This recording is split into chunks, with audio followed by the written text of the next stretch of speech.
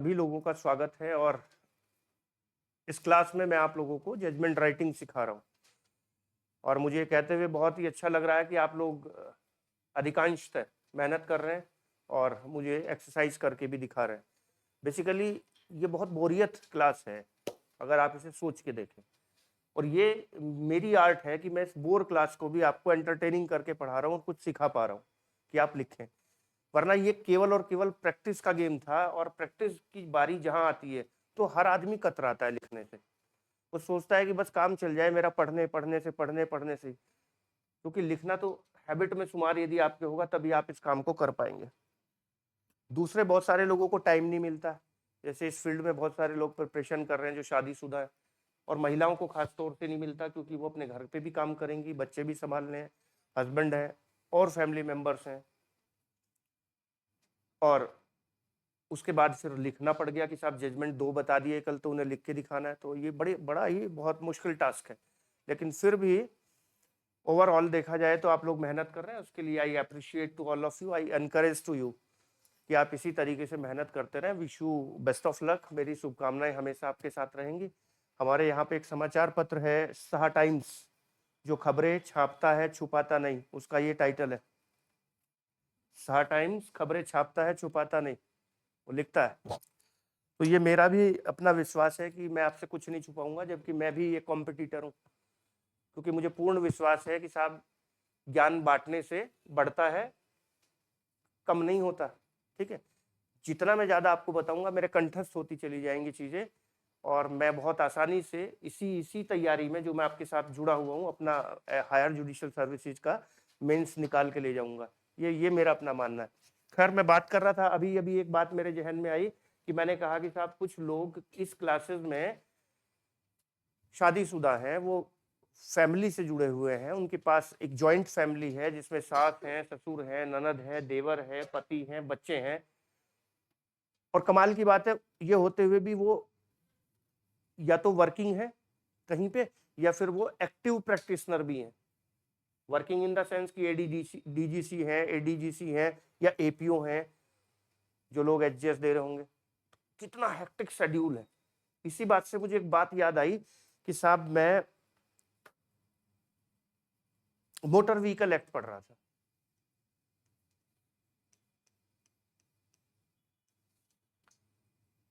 तो साहब motor vehicle act में जब किसी व्यक्ति को डिसेबिलिटी होती है,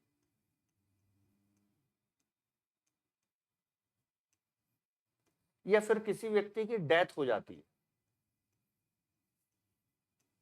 तो साहब उसकी एज कितनी थी और वो क्या कमाता था, ये डिटरमाइन करते हुए उसकी एज 20 साल है तो वो 60 साल तक नौकरी करता, और इनकम इतनी है तो उस हिसाब से कंपनसेशन निकालते हैं। और जो भी लीगल उत्तराधिकारी होंगे, ईयर्स हो गए, या जिसने भी एप्लीकेशन लगाई होगी, उनको वो कंपनसेशन दिया जाएगा। यही तो तरीका होगा। जो आदमी मर गया है, मान के चलिए जो आदमी मर गया उसकी उम्र 85 साल है, इसकी क्या इनकम होगी भाई साहब? ये बूढ़ा आदमी, घर वालों पे बोझ, दवाई के खर्चे, तमाम खर्चे, तो इसके केस में कंपनसेशन इसके आश्रितों को, डिपेंडेंट को बहुत कम मिलेगा। और एक 21 साल का नौजवान जो भी पीसीएस जे हुआ था, अगर उसकी एक्सीडेंट में डेथ हो जाए तो शायद आप समझ रहे होंगे कंपनसेशन बहुत अधिक मिलेगा। एक तो यंग है, बहुत लंबे समय तक जॉब करेगा, पीसीएस जे की पोस्ट पे है, सैलरी बहुत ज्यादा है। तो सवाल उस महिला का आया था जिसकी मैं अभी बात कर रहा था, वर्किंग वुमेन। साहब अगर वर्किंग वुमेन को डेथ हो जाए या इसको डिसेबिलिटी हो जाए तो फिर इसे कंपनसेशन कैसे देंगे? ये वर्किंग वुमेन है, working women, domestic working women, क्या कहते हैं उसे? House wife. वर्किंग वुमेन ना कह के मैं इसे हाउस वाइफ लिख रहा हूँ, ये ज्यादा बेटर है। हाउस वाइफ की घरेलू महिला, इनको डिसेबिलिटी हो गई, इसको इनको टक्कर मारी, इनको हिट किया किसी कार ने, ट्रक ने, और 80% डिसेबल्ड हो गए। अब कंपनसेशन लेने गई तो साहब इनकी इनकम कितनी है? तो घरेलू महिला है, या इनकी डेथ हो गई तो इनके डिपेंडेंट को कंपनसेशन मिल रहा है, तो कितनी मिले? ये तो सब डोमेस्टिक वो हाउस वाइफ है।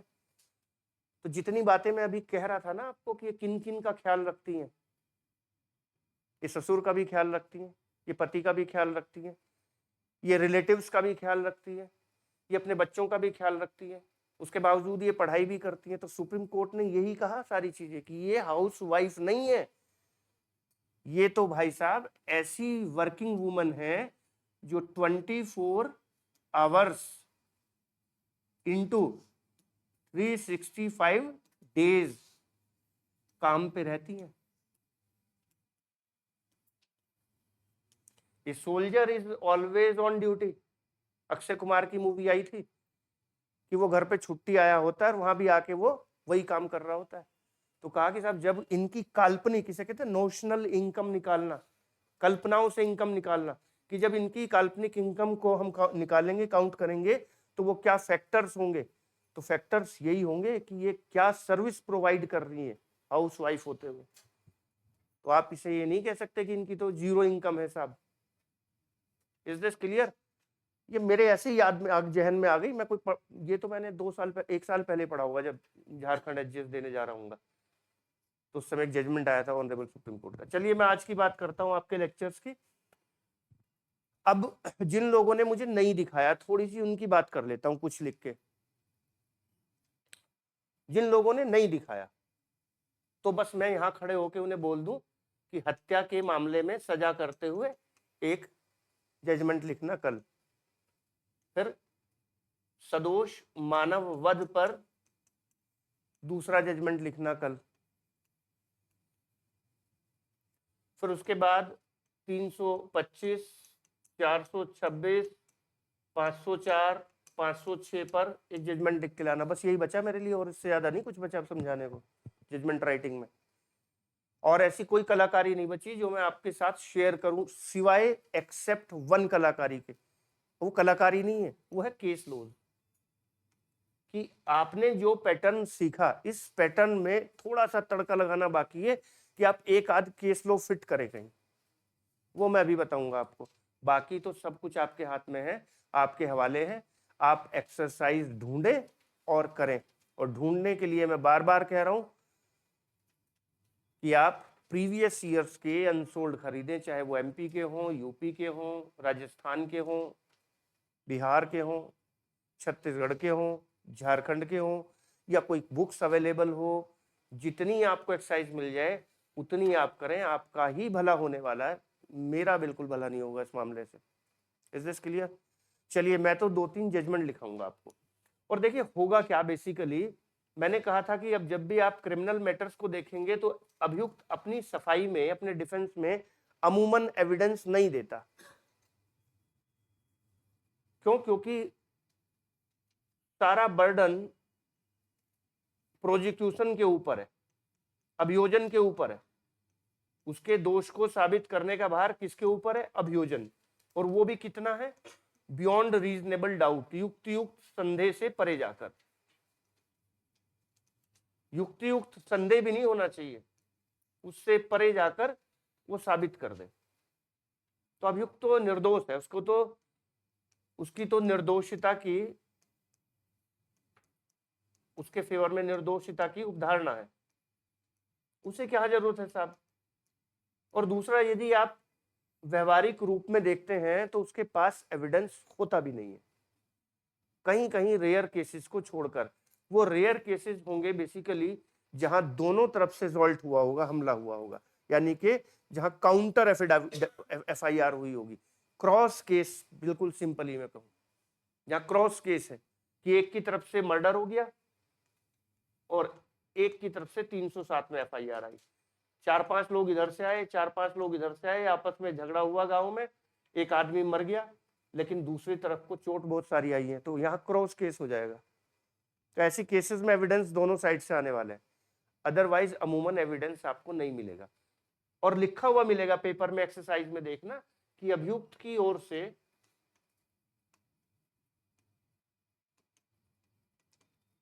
यह कथन किया गया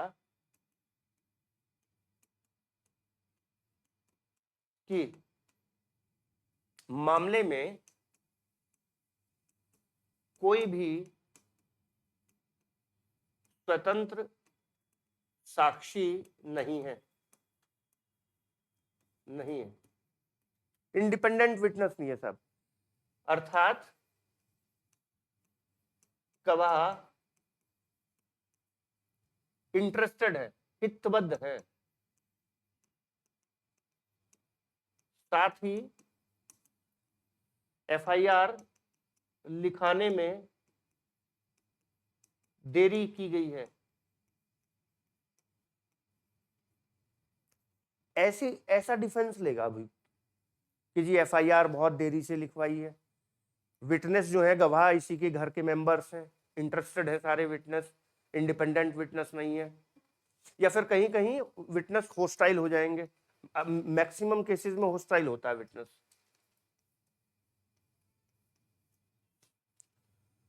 या कहीं कहीं विटनेस इंजर्ड मिलेगा,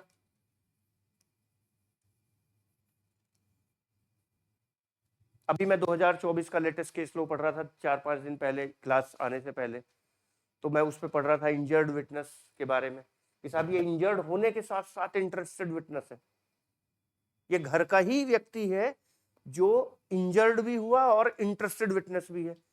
तो खाली यदि ये इंजर्ड विटनेस होता, मान के चलिए कि साहब एक जगह पर दंगा हुआ और मैं अचानक से वहां जा रहा था, मुझे भी चोट लगी, तो मैं इंजर्ड विटनेस हो गया और मैंने वो घटना देखी, मेरा एविडेंस और एक जिनके साथ वो झगड़ा हो रहा है आपस में, उन्हीं का एक व्यक्ति इंजर्ड हुआ है, उसका एविडेंस, दोनों में अंतर आएगा क्योंकि वो चाहेगा 100% सजा हो। तो दोनों के एविडेंस में तुलनात्मक रूप से क्या होना चाहिए, कहा कि साहब इंजर्ड विटनेस का जो एविडेंस है, जो मैं जजमेंट पढ़ रहा था उसमें सुप्रीम कोर्ट कहता है कि अगर साक्षी चोटिल है, चुटेल है, चुटेल कहते हैं हिंदी में, अगर साक्षी चुटेल है तो इसका जो एविडेंस होगा वो बहुत हाई पेडेस्ट्रल पर होगा, बहुत ऊंचे पायदान पे होगा, यानी कि उसका महत्व बहुत ज्यादा होगा, ट्रस्टवर्दी होगा। बट अगर ये चुटेल होने के साथ साथ इंटरेस्टेड भी है तो फिर उतने पायदान पे नहीं, थोड़ा सा नीचे आ जाएगा। तो कहीं कहीं होस्टाइल विटनेस हो जाएंगे, गवाह होस्टाइल हो जाएंगे, उसमें पता चलेगा कि जो फैक्ट का एक गवाह था वो होस्टाइल हो गया, तो आपको वहां पर जजमेंट लिखना होगा, क्योंकि वो होस्टाइल विटनेस का ये भी फायदा उठा सकता है, प्रोसिक्यूशन भी उठा सकता है।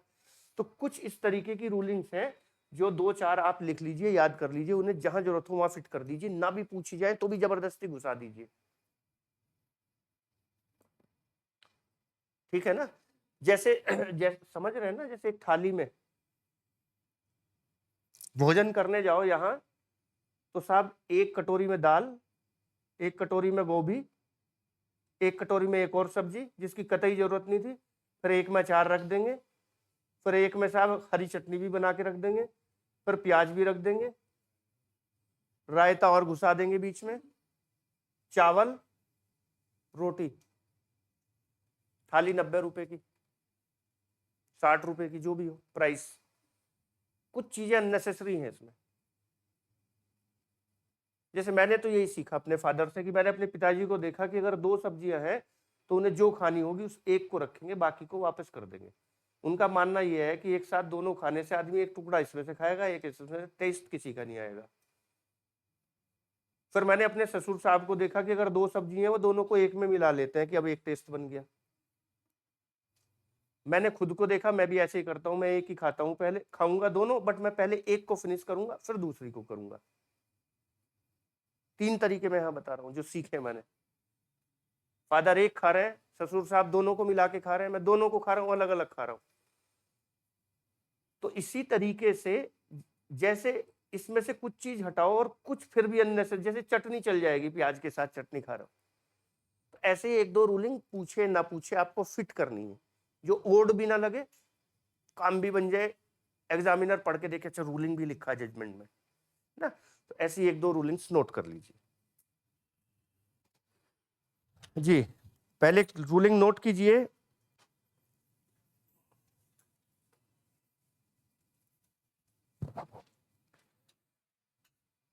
अग्नु नागेशिया अग्नू, AGHNOO,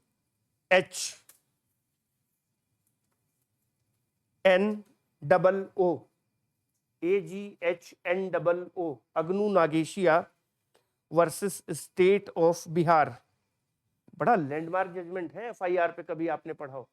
अपनी बहन की गर्दन उतार के और पुलिस स्टेशन पहुंच जाता है हाथ में लेके ऐसे कि लो जी कर लो arrest. Aghnoo Nagesia, state of Bihar, 1966, supreme court. देखिए जब जजमेंट में रूलिंग्स कोट की जाती है तो बाकायदा जनरल का नाम होता है, पेज नंबर, लेकिन वो सब आपके बस की बात नहीं है और वो ना आपसे एक्सपेक्टेशन रखी जाती। जब आप जज बनेंगे तब रूलिंग का पूरा साइटेशन लिखा जाता है। क्यों? क्योंकि जजमेंट जाता है सोसाइटी के लिए, विक्टिम्स के लिए। तो अगर वो पढ़ना चाहें तो उस रूलिंग को कहाँ से पढ़े भाई? तो वो पढ़ सकते हैं उस जनरल से, क्या वाकई में ही ऐसा है। जब अनपढ़ आदमी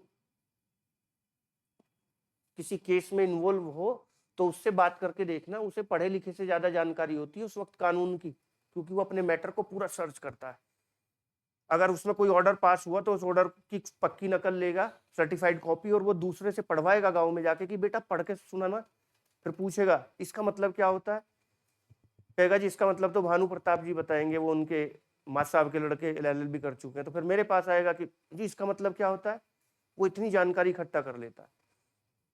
और ऐसे में अगर थोड़ा भी पढ़ा लिखा कोई व्यक्ति हो जिसका अपना केस हो, वो बेयरक्ट भी खरीद के लाता है। मैंने देखा है साहब, बेयरक्ट खरीद के बाकायदा स्टडी करता है और फिर जजेस को बताता है या फिर अपने वकील को तैयार करता है। और हाईकोर्ट में तो जितनी रेट पिटिशन होती हैं, अमूमन पढ़े लिखे लोग ही पहुंच पाते हैं वहां तक। वो हाईकोर्ट वकील्स को रिट भी अपने आप लिखाते हैं, रूलिंग्स भी अपने आप ढूंढ ढूंढ के देते हैं, पॉइंट्स बताते हैं, सारी चीज बहुत काम इजी कर देते हैं उनका। Is this clear? लिखिए Aghnoo Nagesia versus state of Bihar, 1966, supreme court. लिख दीजिए the first information report, FIR is not a substantive evidence. FIR is not a substantive evidence but may be used to corroborate or to contradict, but may be used to corroborate or contradict if the informant is called as a witness.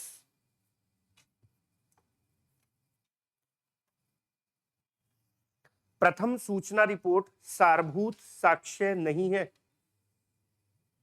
प्रथम सूचना report सारभूत साक्ष्य नहीं है, परंतु यदि सूचनादाता को साक्षी के रूप में बुलाया गया है, परंतु यदि सूचनादाता को साक्षी के रूप में बुलाया गया है, तब इसका प्रयोग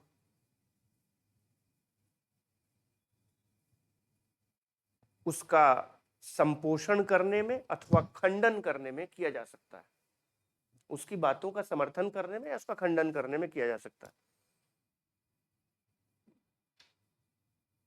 तब इसका प्रयोग उसकी बातों का संपोषण करने में या खंडन करने में किया जा सकता है।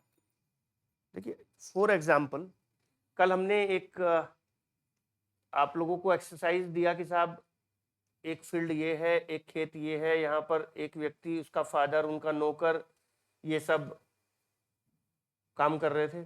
नौकर ट्यूबवेल पे पानी लेने चला गया, एक 2-3 व्यक्ति यहाँ आए और ये जो डोल थी, ये जो बाउंड्री थी, इसको कट करने लगे। इन्होंने मना किया तो इन्होंने इन पर आक्रमण कर दिया और मान के चलो फादर और बेटा दोनों गंभीर रूप से घायल हो गए, मूर्छित हो गए।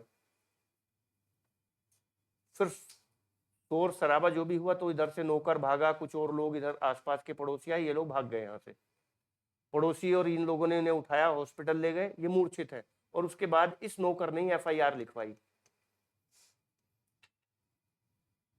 ये तहरीर लेके थाने पहुंच गया। वो लोग अभी मूर्छा में है, 4 दिन कोमा में चले गए, सिर पे चोट लगी है, निम्हांस में भर्ती कर दिया मेरठ न्यूरोलॉजिस्ट के पास। तो 4 दिन तक वेट करेंगे FIR लिखाने की, नौकर से तहरीर दिलवा दी कि आप भी वहीं मौजूद थे।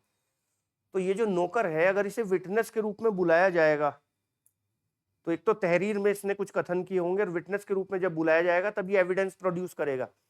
तो साहब वो जो एफआईआर है उसका प्रयोग किया जा सकता है ये जो विटनेस बॉक्स में आके जब एविडेंस दे रहा है उसका कोरोबरेशन करने में कि देखिए वही बात एफआईआर में कही थी इसने, वही बात आज एविडेंस में कह रहा है, या उसका खंडन करने में। देखिए पलट रहा है साहब, तहरीर में कुछ और लिखाया था जबकि आज कुछ और कह रहा है। Is this clear?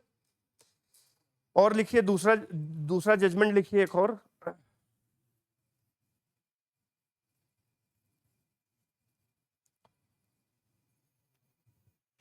Ji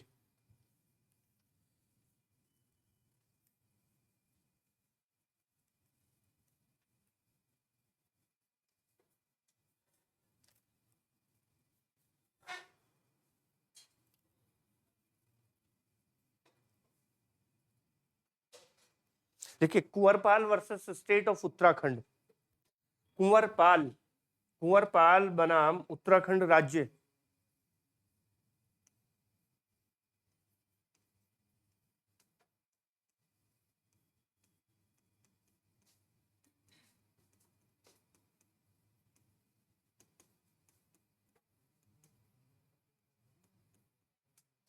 (2015) supreme court.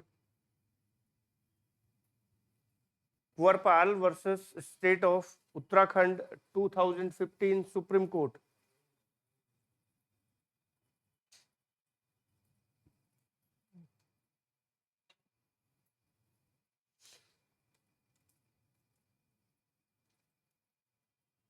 देखिए मात्र यह तथ्य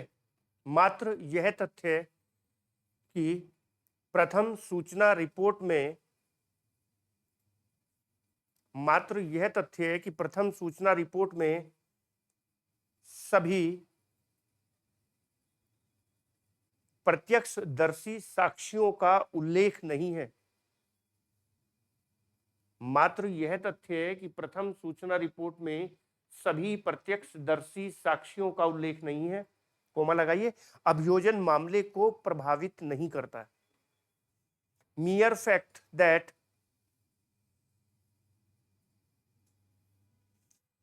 fact that the all eyewitness are not mentioned, मात्र यह तथ्य है कि एफआईआर में सभी प्रत्यक्षदर्शी साक्ष्यों का वर्णन नहीं किया गया, उल्लेख नहीं किया गया, कोमा लगा के अभियोजन साक्ष्य को या अभियोजन के मामले को प्रभावित नहीं करता।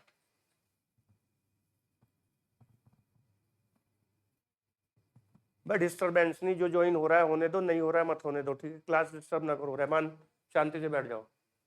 ये रिकॉर्डेड क्लास रहेगी, अवेलेबल रहेगी। आप नहीं समझ पाते कि एक टीचर किस स्थिति में पढ़ाता है।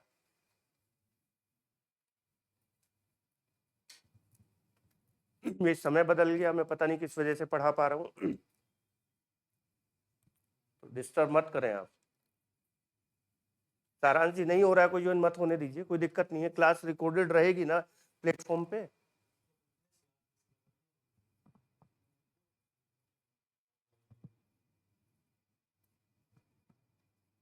अगर ऐसा कर दिया तो दोबारा से उस पर चला लीजिए, मैं फिर पढ़ा दूंगा चीजें, कोई दिक्कत नहीं है।